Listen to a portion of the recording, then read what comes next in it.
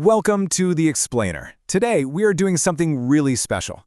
We're going to unlock the secrets to meat ashak and turn this absolutely cherished Afghan dish into a stunning masterpiece that you can make in your own kitchen.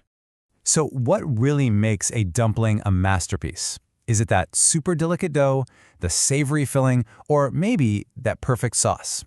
Well, the amazing thing about ashak is that you don't have to choose. We're about to find out that it's all about the beautiful, incredible harmony of all three parts working together.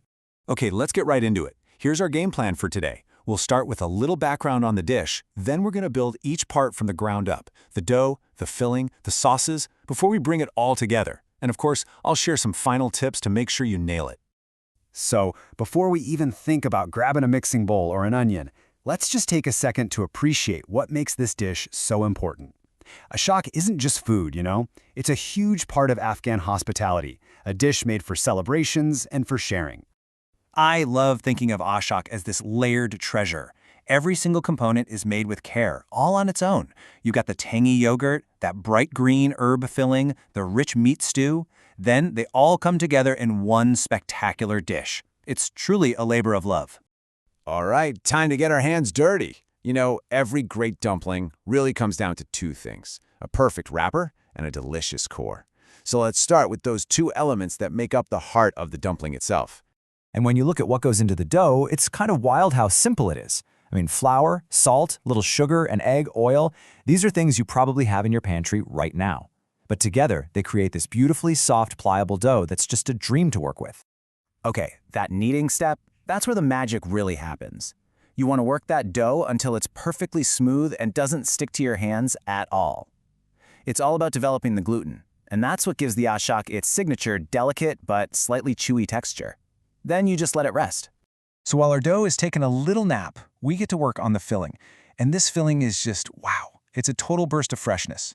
You get that sharp, oniony bite from the chives and these bright, almost citrusy notes from the cilantro.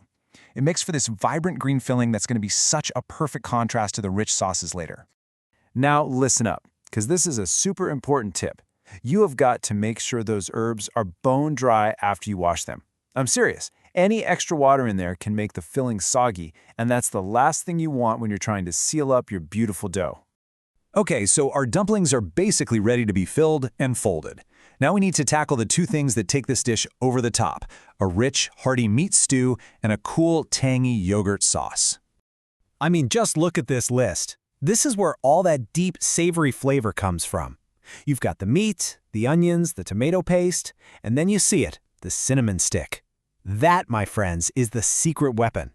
It adds this subtle, warm spice that just perfumes the whole stew. It's incredible.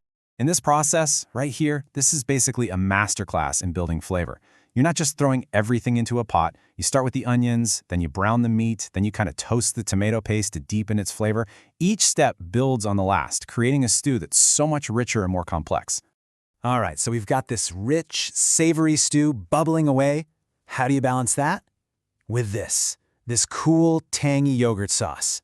The kashk, if you've never had it, it's a fermented whey that adds this amazing, tangy, almost cheesy note. And that kick from the raw garlic, it's the absolute perfect counterpoint. Okay, this last step here, this is a total game changer. You're prepping the serving platter before the dumplings are even cooked. It sounds so simple, but by spreading that sauce on the bottom, you're making sure every single dumpling gets coated in that tangy deliciousness right from the start. This is it. This is the moment we've been waiting for. The grand finale. Our dough is rested, our filling is fragrant, our sauces are simmering. It's time to bring it all together into one spectacular dish. The key here is to get that dough super, super thin, thinner than you might think is necessary. And when you seal it, don't be shy. You want to press those edges together like you mean it, because we want all that delicious filling to stay right where it belongs. And you know what's kind of amazing? After all of that careful prep, the actual cooking takes almost no time at all. Just 15 minutes. That's it. That's all it takes in boiling water for that dough to get tender and the filling to cook through. Let's see exactly how it's done. And check this out. Another one of those little kitchen hacks that just makes life easier.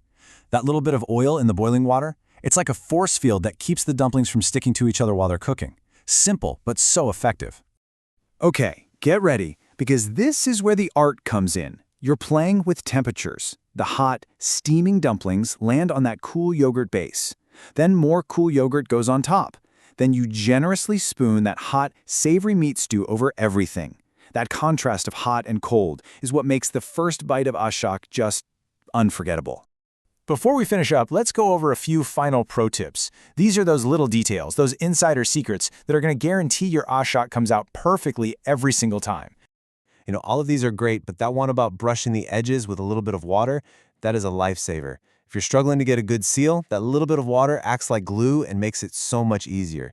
It's a great reminder that sometimes the simplest techniques make the biggest difference. So there you have it. It's so much more than just a recipe, isn't it? It's this whole experience of building a dish, layer by layer, with different flavors, textures, and even temperatures. It's a taste of tradition that is now absolutely ready for your table. So it makes you wonder, doesn't it? What amazing dish are you going to be inspired to create next?